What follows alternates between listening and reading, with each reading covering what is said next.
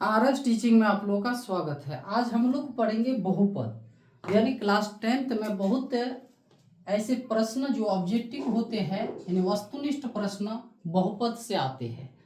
तो बहुपद को अगर देखा जाए तो इसको फिर घात के आधार पर और यानी पद के आधार पर इसको दो भागों में बांटा गया है।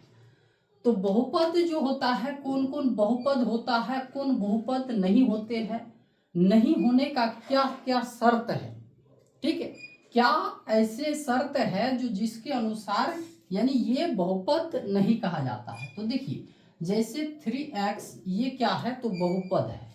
अगर हम लोग 2x + 1 ये भी देखें तो ये भी क्या है, बहुपद है, ठीक है। अगर हम लोग 2x² + 3x + 0 को देखें तो ये भी यानी क्या है, आपका बहुपद है। ऐसे बहुत ऐसे यानी संख्याएं हैं, जैसे 2 या फिर 3 या फिर 7, ये भी क्या है, बहुपद होते हैं।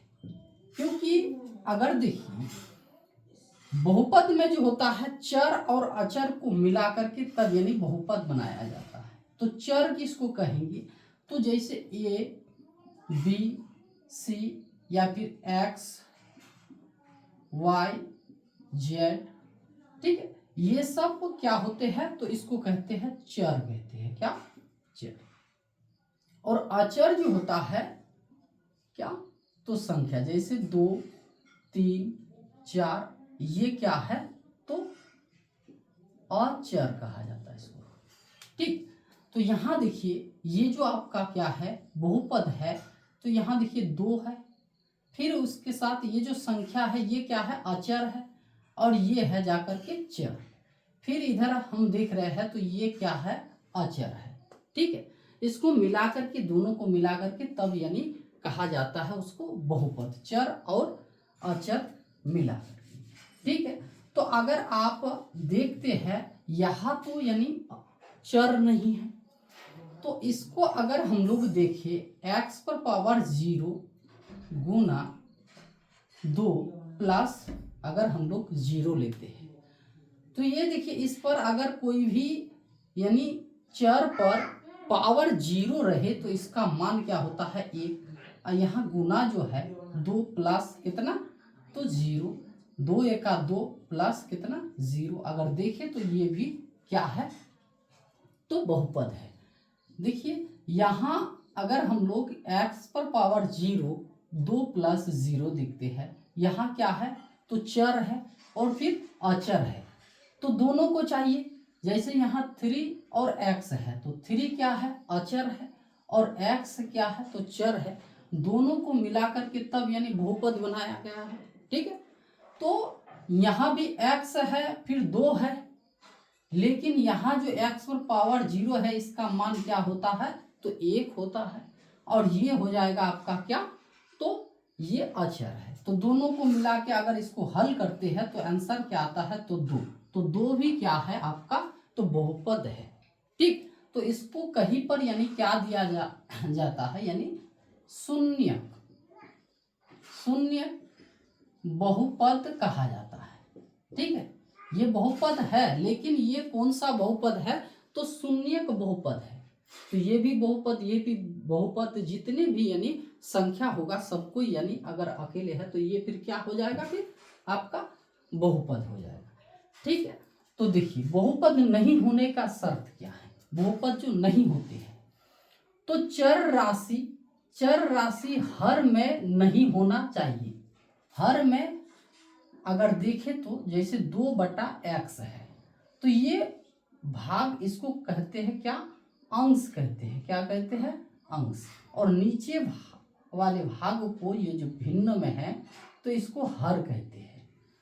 तो कभी भी अगर आप देखें, जो चर होता है, चर कौन है, तो ABCD, ठीक है, ABCD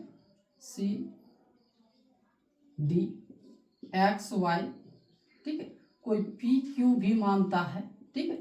तो ये जितने भी है, तो ये अगर रहता है तो ये चर राशि, तो चर राशि कभी भी यानी क्या नहीं होना चाहिए, हर में नहीं होना चाहिए, यानी हर में, बट्टे में यानी भिन्न में नहीं होना चाहिए। ठीक है, जैसे 1/x ये क्या नहीं है, तो बहुपद नहीं है।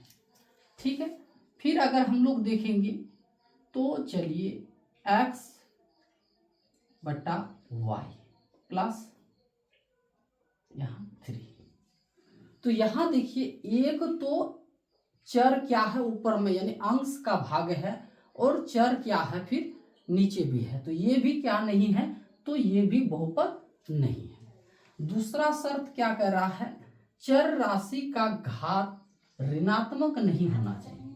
कोई भी ऐसे यहाँ जो पावर रहता है, ठीक है, 3x + 2 ये बहुपद है, लेकिन ये जो घात जो है ये क्या नहीं होना चाहिए, ऋणात्मक नहीं होना चाहिए। अगर ये ऋणात्मक हो रहा है तो ये बहुपद नहीं है।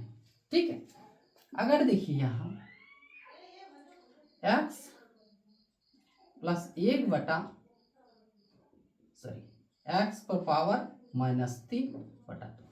ये देखिए इस पर क्या है, तो ये पावर जो है, घात जो आप देख रहे हैं ये क्या है, ऋणात्मक में है, तो ये बहुपद नहीं होगा। 3 नंबर शर्त क्या कह रहा है, चर राशि रूट में नहीं होना चाहिए। कोई भी संख्या 2x+², ठीक है, तो ये देखिए ये जो चर जो है ये किस में है, तो रूट में, तो रूट में नहीं होना चाहिए। अगर रूट में होगा तो ये फिर क्या हो जाएगा, तो ये बहुपद नहीं होगा। ठीक है, 4 नंबर शर्त क्या कह रहा है, चर राशि का घात p/q के रूप में नहीं होना चाहिए।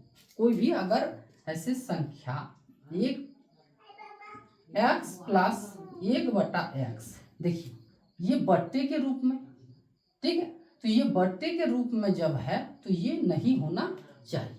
अगर ये रहता है तो ये फिर बहुपद क्या नहीं होगा। ठीक है, ऐसे अगर है तो ये बहुपद नहीं होगा।